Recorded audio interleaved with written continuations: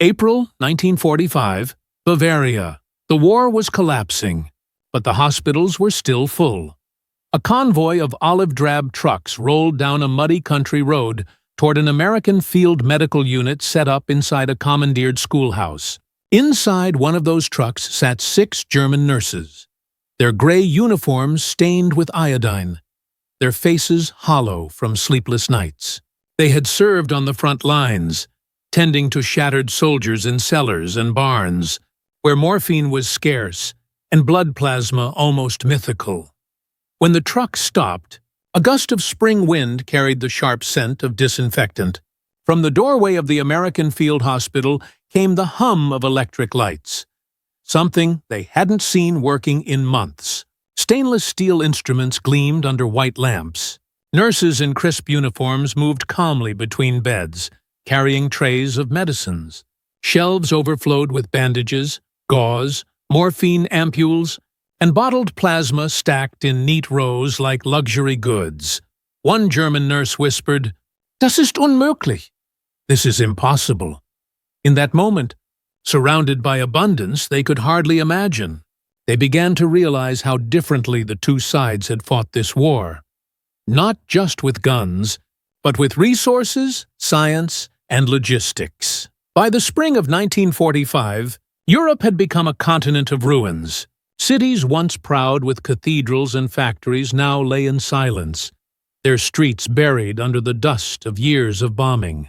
The Wehrmacht was retreating on every front, its divisions reduced to skeletal fragments. Yet amid the smoke and chaos, one force still worked tirelessly: the medical corps. For both the Axis and the Allies, medicine had become a weapon of endurance. A soldier saved was a soldier returned to battle. But by 1944, the balance had shifted irrevocably. In Germany, the medical service of the Wehrmacht had once been efficient and well-trained. Before the war, German medicine was among the best in the world, a tradition rooted in precision, research, and discipline. But the same machinery that had produced leading scientists and surgeons was now suffocating under scarcity. Allied bombing campaigns had gutted supply lines, destroyed pharmaceutical plants, and cut off access to vital chemicals. Hospitals improvised with scraps, sterilizing bandages in boiling water, substituting morphine with diluted substitutes, and reusing needles until they bent. Meanwhile, across the Atlantic, the United States had built an empire of logistics. The U.S. Army Medical Department, bolstered by the nation's industrial wealth, could move entire hospitals across oceans. In 1944 alone, America shipped more than 500,000 tons of medical supplies to Europe and the Pacific. Steel crates filled with everything from quinine to surgical tools were loaded onto Liberty ships and flown by the ton to forward airstrips. Each U.S. division had its own portable surgical hospitals, known as MASH-type units, mobile tents that could be deployed within hours near active battlefields. Inside them, surgeons operated under bright electric lights powered by portable generators. Field sterilizers hissed in the background. Blood plasma, packed in chilled containers, arrived from the United States, the result of a massive civilian donation program that had begun even before Pearl Harbor. In contrast, German field medics worked in candlelight or under the dim glow of kerosene lamps. Their plasma program, crippled by shortages of refrigeration and glass ampules, could not compete. Even their medical uniforms had changed. White coats replaced by gray field tunics, now indistinguishable from the soldiers they served beside. The difference wasn't one of skill, but of supply. The Allies had mastered the art of moving life, turning science into logistics, logistics into survival. Germany, once the heart of medical innovation, was dying not from lack of knowledge, but from exhaustion. By the end of 1944, American and British medical units advanced almost as quickly as the infantry. They followed the front lines with astonishing speed, setting up triage centers and field wards mere miles from battle. Each wounded soldier arriving from the front could expect not just immediate surgery, but antibiotics, blood transfusion, and organized evacuation. On the German side, chaos reigned. Hospitals fell behind retreating lines. Nurses were left without transport.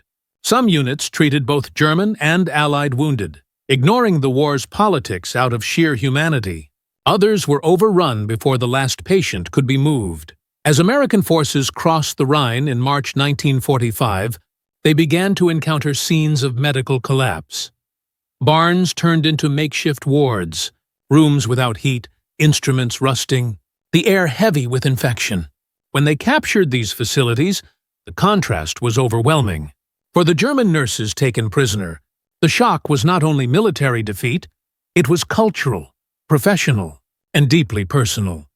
The war had taught them sacrifice, but the Americans revealed another kind of power: abundance. And to understand that abundance, we must look at the roots of America's medical machine, the organization, technology, and foresight that turned medicine into one of the most decisive elements of modern warfare. When the United States entered World War II in December 1941, it faced a global battlefield unlike anything in history. A war fought across deserts, jungles, oceans, and frozen plains. To sustain millions of soldiers scattered across two hemispheres, medicine had to become industrial. And America, with its vast factories and endless fuel, was uniquely equipped to do just that. Within months, the U.S. Army Medical Department launched one of the most ambitious logistical operations of the war. Warehouses in New Jersey, Pennsylvania, and California became medical supply depots the size of small towns. Conveyor belts carried crates of scalpels, morphine syringes, penicillin vials, rubber gloves, and plasma bottles by the millions. Every soldier carried a personal first aid packet, while field medics were trained to perform life-saving interventions within minutes. Portable surgical units, the precursors to modern MASH hospitals, were packed in standardized chests and airlifted to the front lines. Each chest contained a miniature operating room, sterile drapes, instruments, anesthesia, and transfusion sets. Behind this efficiency stood an invisible network: the Red Cross, civilian volunteers, and hundreds of thousands of American blood donors. Between 1941 and 1945, more than 13 million pints of blood plasma were collected, processed, and shipped overseas. It was a feat of organization no other nation could match. Meanwhile, in Germany, the story was painfully different. Years of total war had drained every reserve. The Sanitätsdienst, the German military medical corps, operated heroically under impossible conditions. But the Reich's once renowned pharmaceutical industry, Bayer, Merck, and IG Farben, was collapsing under Allied air raids. Rail lines that once carried medicines now carried refugees and wounded soldiers fleeing the front. By 1944, reports from the Eastern Front described medical officers performing amputations without anesthesia. Supplies of sulfa drugs, Germany's early antibiotic, were nearly gone. Morphine was rationed. Even soap, critical for sterilization, was scarce. The situation was worsened by ideology.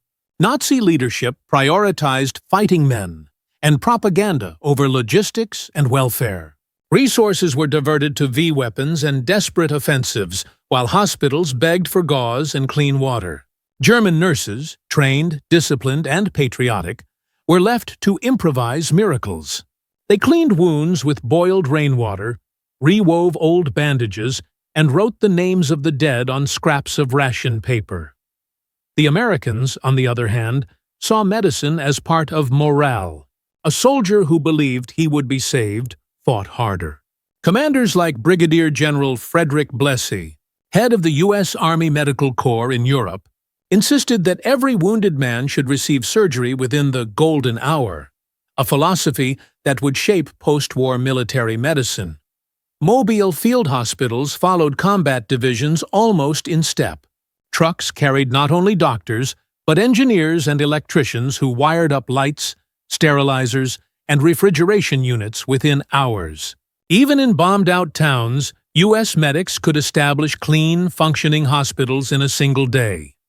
The contrast extended beyond equipment. It was cultural.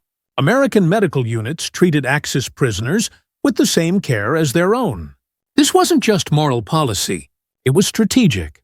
Captured German soldiers, often astonished at the care they received, spoke about it in POW camps, weakening Nazi propaganda that portrayed the Allies as barbaric.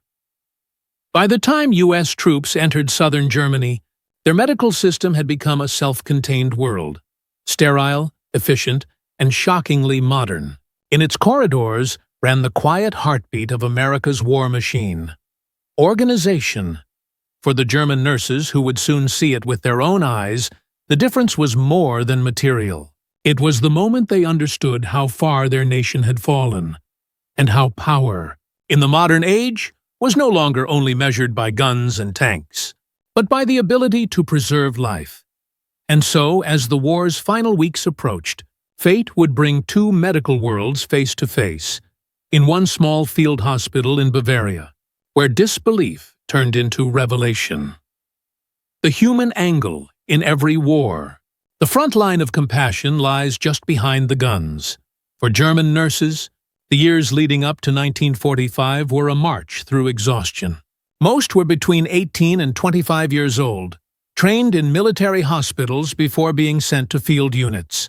They slept on stretchers, ate cold rations, and often treated more wounds in one night than a civilian hospital might see in a month.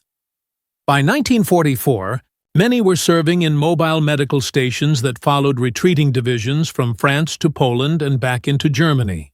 The endless stream of wounded soldiers, frostbite, burns, shrapnel, malnutrition, became routine. Supplies dwindled. In some cases, nurses used torn sheets for bandages, their gray uniforms spotted with dried blood that could no longer be washed out. And yet, discipline remained. German medical personnel were taught that mercy was part of duty. Pflicht. They wrote letters for dying soldiers, shared their rations with the wounded, and carried morphine syringes as if they were sacred tools. But behind the calm faces, despair had set in. They had seen entire divisions vanish, hospitals overrun, and civilian refugees flooding the wards. When captured by the Americans, these nurses were not met with cruelty, but with curiosity and care. For the first time in years, they saw order, cleanliness, and food without rationing. To them, it felt almost unreal, as if they had stepped from one world into another. Their faces, captured in Allied photographs, show a complex mix of fatigue, disbelief, and quiet relief. It wasn't victory they saw in the Americans, it was stability. Something they had forgotten existed. The tactical angle medicine in World War II was not only about saving lives, it was about maintaining armies. The American command understood this early. Every division was followed by medical battalions, units of trucks, ambulances, and engineers ready to set up hospitals wherever troops advanced. Their motto was simple: no man left to die unattended. A typical U.S. field hospital could be operational in 6 hours. Canvas tents were erected, floors laid with wooden planks, and electric cables strung to portable generators. Operating tables unfolded, sterilizers hissed, and refrigerators began to hum. The wounded were triaged, tagged, and moved through an orderly system, from field dressing stations to evacuation hospitals, then by air or train to base hospitals in France or Britain. This seamless chain of care gave Allied soldiers a psychological edge. They knew that if they were hit, help was close, and that knowledge strengthened morale. Commanders saw it as a force multiplier as vital as air cover or artillery. German logistics, once equally precise, had fractured by 1944. Supply trains were destroyed, roads bombed, and front lines shifted too quickly to maintain medical continuity. The Sanitätsdienst could no longer move the wounded efficiently. Many were left behind during retreats, and nurses were forced to choose between staying with patients or escaping capture.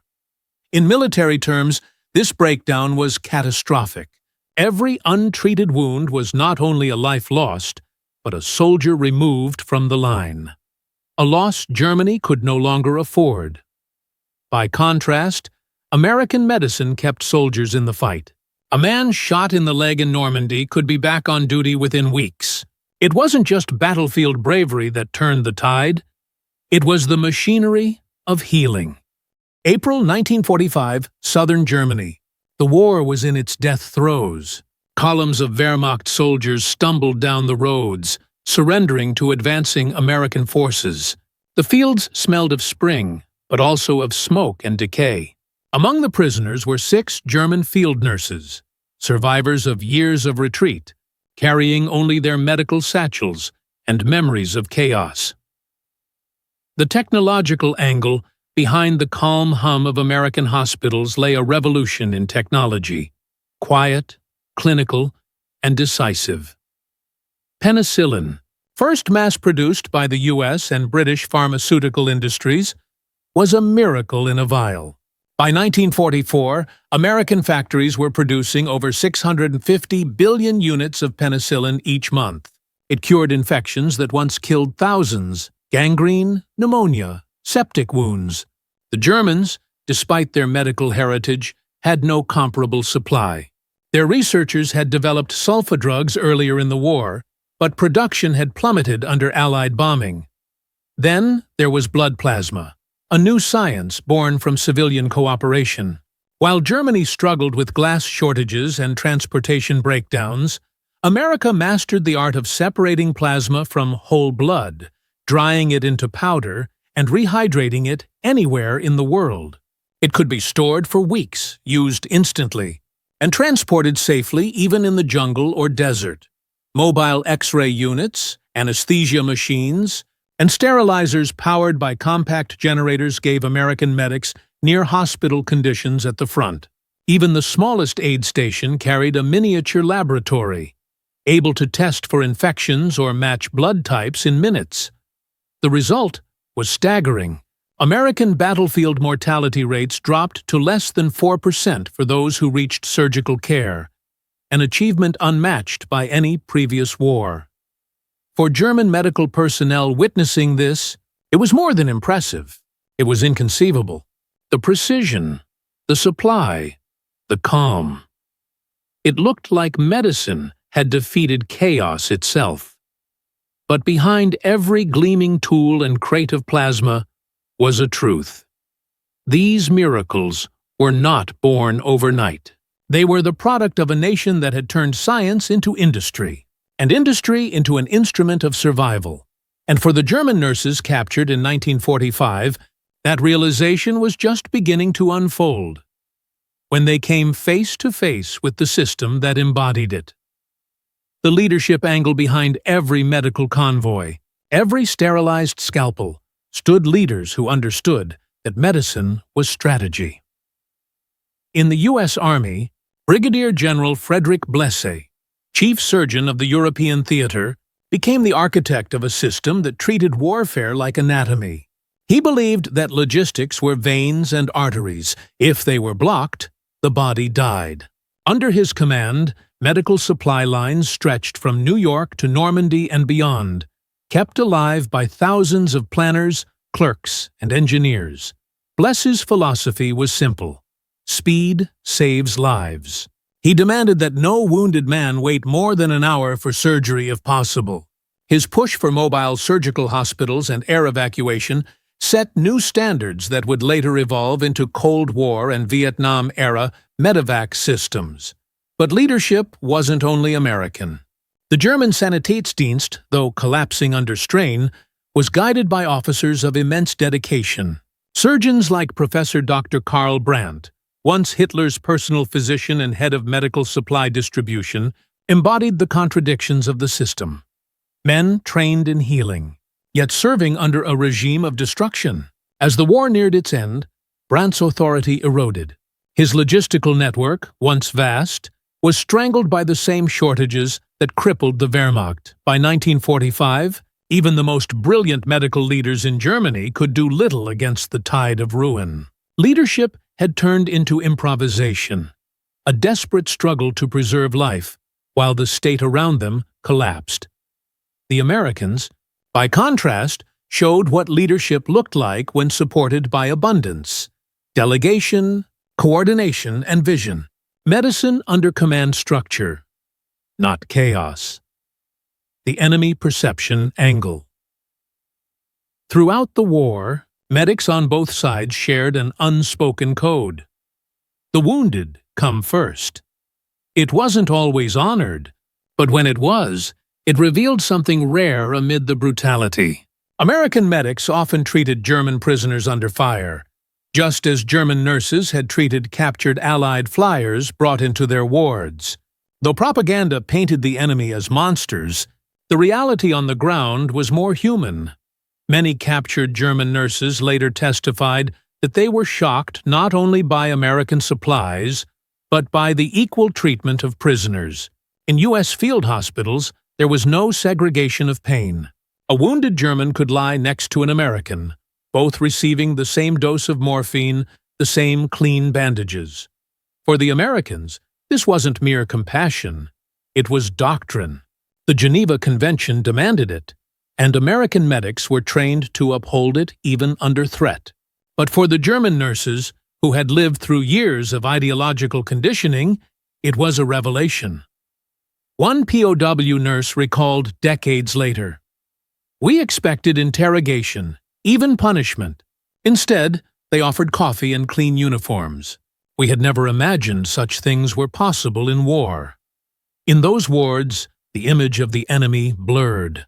Nurses who had been taught to serve the fatherland found themselves assisting American doctors on wounded German soldiers, working side by side. Language barriers replaced by gestures of cooperation. That small act, the handover of a syringe, a shared operation table, became an unrecorded truce, a quiet symbol of civilization surviving amid ruins. The moral angle war tests the boundaries of morality. And in the final months of World War II, medicine became its purest battlefield. In collapsing German hospitals, choices were often unbearable. With supplies gone, doctors and nurses triaged by instinct. Who would live? Who would die? And which patient would receive the last ampule of morphine? These were not decisions of cruelty, but of exhaustion. When captured and brought to American medical centers, these same nurses confronted a moral inversion. They saw care given not as charity, but as policy, a moral system industrialized. The Americans had built a structure where saving life was not a luxury, but a standard procedure. It left many of the German nurses in silent awe. They had seen mercy only in fragments.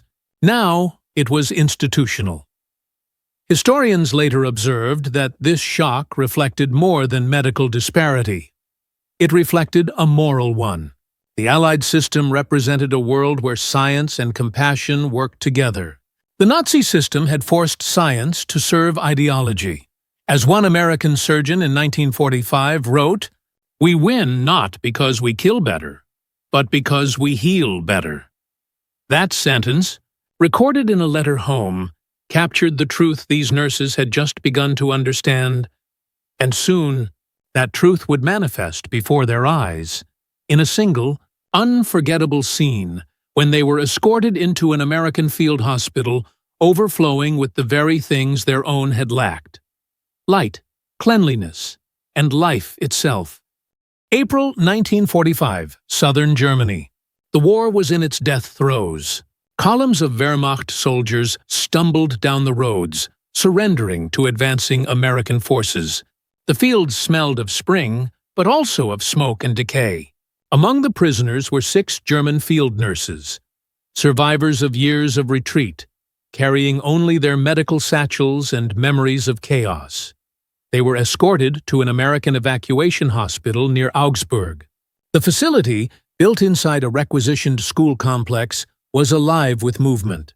Canvas tents lined the courtyard, generators buzzed, and jeeps ferried the wounded in steady rhythm.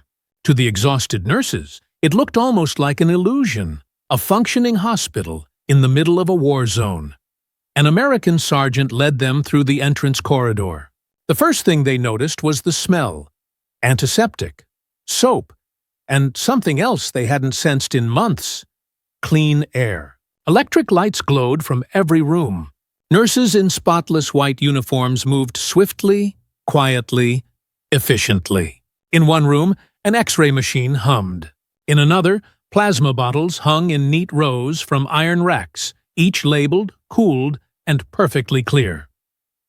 For the German nurses, time seemed to pause.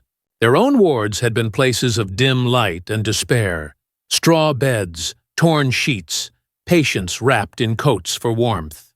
Here, there were beds with fresh linens, heated rooms, and walls lined with supplies: gauze stacked in cartons, instruments sealed in trays, cabinets full of morphine and penicillin. One of the German women, Sister Hilda, barely 24, froze as she saw the refrigerator units filled with plasma. In her last field post near Kassel, she had watched soldiers die of blood loss because they had no replacements left. She whispered almost to herself, "If we had even one of these." An American nurse beside her, young, calm, sleeves rolled, turned and smiled. She didn't understand the words, but she recognized the tone. She placed a hand on Hilda's arm, a gesture of quiet understanding. No hostility, no triumph, only shared fatigue. In the operating room, an American surgeon prepared for another round of procedures. His team worked in practiced silence, the anesthetist adjusting valves, the nurse checking clamps. A soldier on the table, wounded by shrapnel, was cleaned, stitched, transfused, and stabilized within an hour. For the captured nurses watching from the doorway, it was like watching science itself take command of war. The Americans didn't boast. They didn't mock. They simply worked. Later, in the recovery ward, the German nurses saw something else they hadn't expected: German prisoners among the wounded, lying beside Americans. Both were being treated with equal care: clean bandages, warm blankets, the same attention to pain and recovery. To them, it was incomprehensible. In their hospitals, resources were triaged by nationality and rank. Here, the rules were reversed. The wounded were simply human.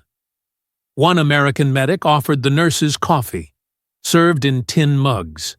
It was strong, dark, and bitter, but it tasted like civilization. The German women drank in silence, each realizing that what surrounded them was not just victory, but a completely different world. This moment, unrecorded in official reports, became the quiet turning point of perception. For the nurses, the war ended not with a gunshot or a surrender, but with the hiss of sterilizers and the hum of electric light. As evening fell, a nurse named Annalisa stood by a window overlooking the camp. She could see the American flag moving gently in the dusk. She didn't feel anger or humiliation, only the weight of contrast. Her homeland, once the world's leader in medicine, now stood defeated, its hospitals empty, its knowledge buried under rubble. Yet here, in the enemy's camp, life continued. Clean, ordered, abundant. That night, under the faint sound of distant artillery, the German nurses lay on clean cots for the first time in years. The smell of soap still lingered in their hands. They closed their eyes, not in fear, but in disbelief, because for them, this hospital was more than a medical center. It was proof that the war had already been lost long before the armies surrendered. Lost in the factories, the laboratories, and the supply chains that fed the wounded and kept hope alive. And in the coming days, that realization would deepen even further when they began to assist in those same American wards, shoulder to shoulder with their former enemies. The next morning, the sound of engines woke them. Outside, jeeps lined the courtyard as wounded soldiers were carried in on stretchers. The American hospital was running at full capacity. Rows of cots filled every hallway, and yet everything moved with calm precision. an American officer approached the German nurses with an interpreter. The message was simple. They would assist in basic care, not as prisoners, but as nurses, under supervision. The Germans nodded, uncertain but instinctively straightened their posture. They were professionals before they were captives. That day, they joined the rhythm of the American hospital. Sister Hilda helped disinfect instruments. Annalisa assisted in changing bandages. Another, Greta, worked alongside a U.S. nurse from Michigan, exchanging gestures and halting words. Danke and thank you. Despite language barriers, their shared training became a bridge. A nod meant, hand me the scissors. A look meant, apply pressure. In the quiet hum of cooperation, the war seemed to fall away. During lunch, the American staff invited them to eat. Plates of bread, butter, soup, even chocolate were set on the table. The German nurses stared, hesitating. They had eaten so little for so long that the abundance felt almost indecent. One whispered, "It feels wrong to eat like this when our cities starve." But hunger overcame pride, and soon silence turned into subdued gratitude. For the American personnel, this was ordinary. The daily rhythm of supply convoys and logistics that seemed endless. But for the Germans, it was an education in contrast. They had lived through shortages so severe that hospitals sterilized and reused gauze, hoarded iodine, and brewed ersatz coffee from burnt barley. Here, everything seemed limitless. As days passed, their disbelief turned into quiet respect. They watched American medical officers maintain meticulous order, inventories logged to the last vial, trucks arriving on schedule, power generators inspected daily.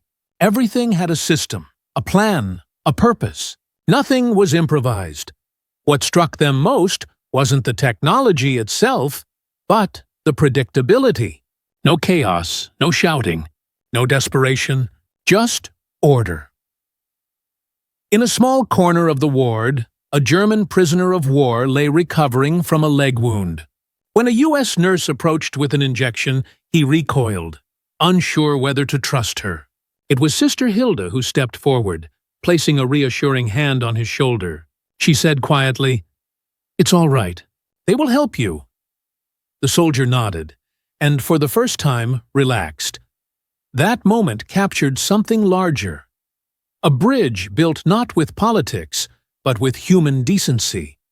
Later that week, an American doctor, Major Thompson, asked the German nurses about their work during the war. Through the interpreter, they described the shortages, the collapsing hospitals, and the field surgeries without anesthesia. The doctor listened quietly, then led them to the supply depot. A massive room filled wall to wall with crates stamped U.S. Army Medical Department. Morphine, sulfa, plasma, surgical tools, gloves, soap, bandages, stacked higher than a man. "This," he said softly, "is why we never ran out." The nurses stood speechless. The sight of such abundance, so casual, so routine, was overwhelming. In that room, they understood the true meaning of the word war economy. It wasn't just about weapons. It was about the ability to sustain life at scale. Some of them wept quietly that night, not from humiliation, but from realization. Their war, the one they had fought with bravery, faith, and exhaustion, had never stood a chance. Their hospitals had run on hope and courage. The Americans ran on planning and power. Days turned into weeks. The German nurses remained as helpers, respected for their skill. They worked alongside Americans tending to wounded of all nationalities, U.S., British, German, even forced laborers liberated from camps. In those wards, there were no flags, only names, bandages, and breath. When news of Germany's surrender reached the hospital in early May, the reaction was quiet. No cheers, no flags, just silence. For the nurses, the war had already ended the moment they had entered that building, when they had seen light where they expected darkness. That evening, as they stepped outside, The American and German nurses exchanged a few final words. There was no hatred, only mutual recognition, a shared understanding of what they had witnessed together. And, as one of them later wrote in her diary after the war, "In that hospital, we did not feel defeated. We felt awakened. We saw what our country could have been, if only it had chosen to heal instead of destroy." That quiet revelation, born not from propaganda or victory parades, but from the steady hum of a generator and the smell of antiseptic, became one of the most human turning points of the entire war. Because, in that place, surrounded by light and order, 6 captured German nurses discovered the true power that had defeated them. Not hatred, not bombs, but compassion, organized at industrial scale. When the war ended, Europe was silent. Cities lay in ruins, railways twisted like broken bones, and the scent of smoke lingered in the wind long after the guns stopped. But inside the Allied field hospitals, life went on. The captured German nurses, once prisoners of war, were now treated as collaborators in recovery. They remained under supervision for several months, assisting with the endless tide of wounded, Germans, Americans, and civilians alike. The uniforms meant little now. The Red Cross armband had replaced the Iron Cross, and the only loyalty that mattered was to the patient on the table. For many of the German women, this strange coexistence became a quiet redemption. They had served a collapsing Reich, patching up soldiers who fought for an ideology they did not choose. Now, they found themselves working beside those who had destroyed that ideology, yet who treated them with a humanity their own regime had long abandoned. One American officer wrote in a letter home, "They were frightened at first, proud, reserved, but skillful. Once they realized we respected their work, the fear faded. They reminded us that compassion can survive even the worst lies." In the months after Germany's surrender, the American Medical Corps turned much of its attention to displaced persons, liberated camp survivors, and epidemics spreading through devastated cities. The German nurses, fluent in the language, familiar with local conditions, became invaluable. Some volunteered to stay with Allied medical teams, distributing food, medicine, and soap to children who had never seen a full meal. It was here, amid the wreckage of the Reich, that they truly grasped the scale of what had been lost. They saw the factories stripped bare, hospitals with no power, mothers trading family heirlooms for powdered milk, and they compared it, silently, with what they had witnessed in American supply depots only weeks before. The difference was more than material. It was structural, cultural. In the American system, logistics had been as sacred as bravery. Every syringe, every tablet, every soldier's meal was the result of organization, not ideology. For the Germans, ideology had consumed everything, leaving skill and care to suffocate beneath politics and pride. When the nurses returned home, to Hamburg, Dresden, Stuttgart, they carried stories that few believed. They spoke of hospital wards bright with electricity, of cabinets stocked to bursting, of surgeries performed with instruments wrapped in clean gauze instead of re-washed rags. Some listeners dismissed these as exaggerations. Others called them propaganda. But for those who had seen it, the memory was indelible. The abundance was not just physical, it was moral. In post-war Germany, as the nation split into zones, a new kind of war began, one for survival and reconstruction.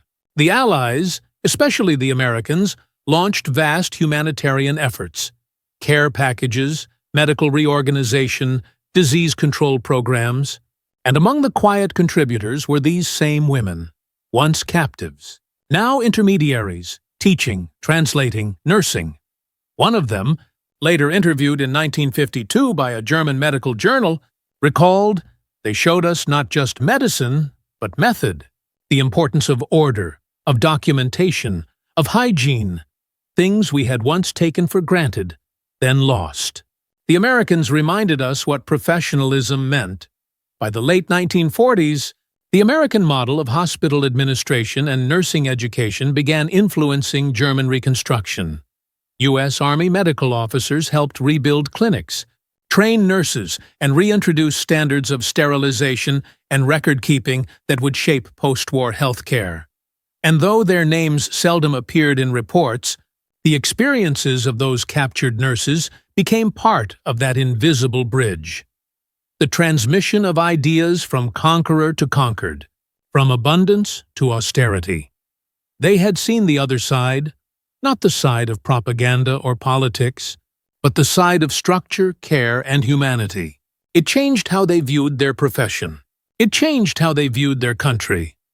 For in the quiet aftermath of the war, those women realized something profound. Defeat had stripped Germany of its weapons, but not of its capacity to learn. And learning, they understood, was its only way forward. By 1947, Europe was no longer a battlefield, but a hospital continent. Every street was a ward, every survivor a patient.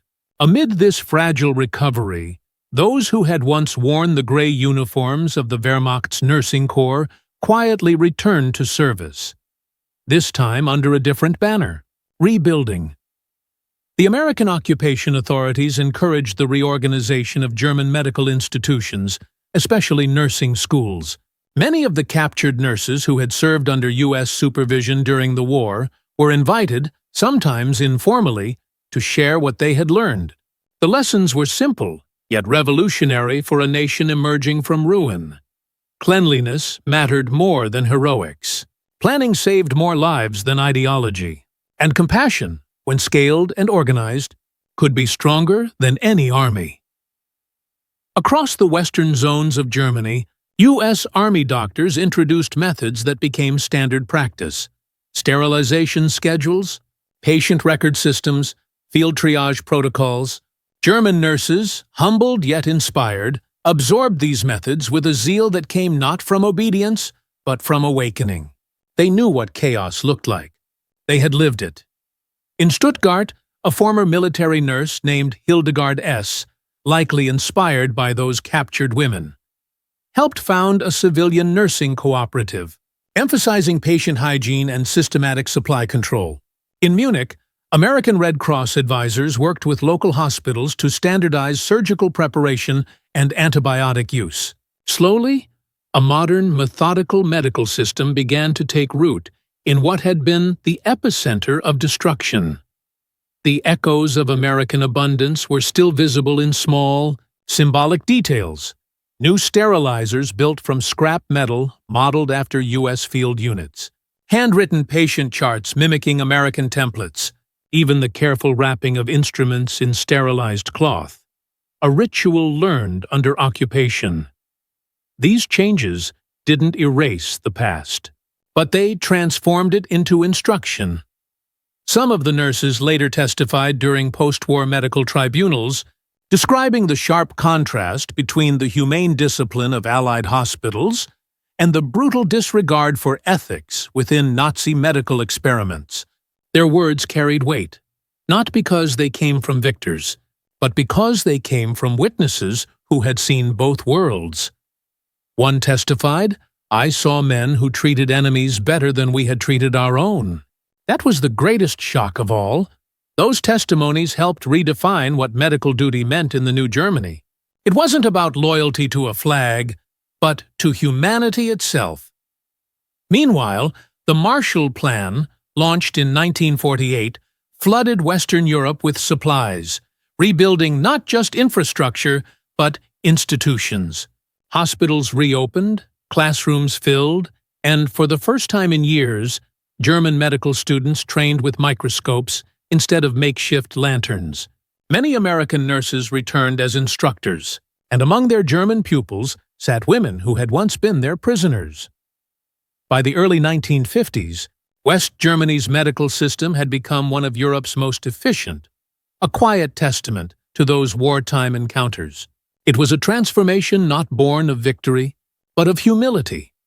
For the women who had witnessed that first moment of abundance, the bright, clean ward, The endless supplies, the quiet confidence of the Americans. The memory never faded. They carried it into their careers, their teaching, their families. When asked years later what they remembered most, few spoke of fear or captivity. Instead, they spoke of order, light, and dignity. "We had lost everything," one nurse told a historian decades later, "but they showed us what could be built from nothing, if we valued the right things." The legacy of that brief encounter stretched far beyond medicine. It became part of Germany's post-war moral recovery. The idea that strength without compassion was worthless, and that compassion without discipline was powerless. The captured nurses had seen the perfect balance in an American hospital ward, lit by generators and guided by structure. And from that, a quiet revolution began, not of armies, but of ethics. A generation later, when Germany became a leader in modern medical standards, few remembered where that seed had first been planted. In a makeshift Allied field hospital, where 6 weary women, once enemies, learned that true power wasn't in conquest, but in care.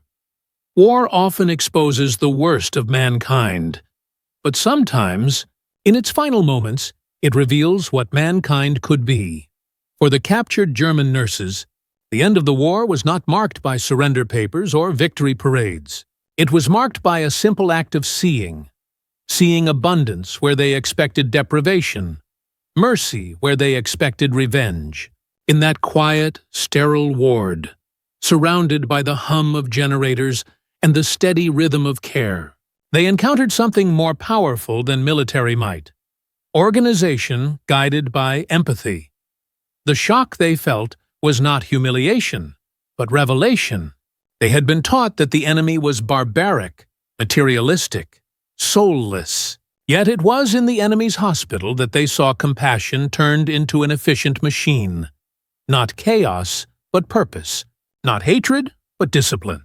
It was the first time many of them understood that morality could exist without ideology, and that humanity could thrive without slogans. That realization, born in the heart of defeat, would ripple quietly through post-war Europe.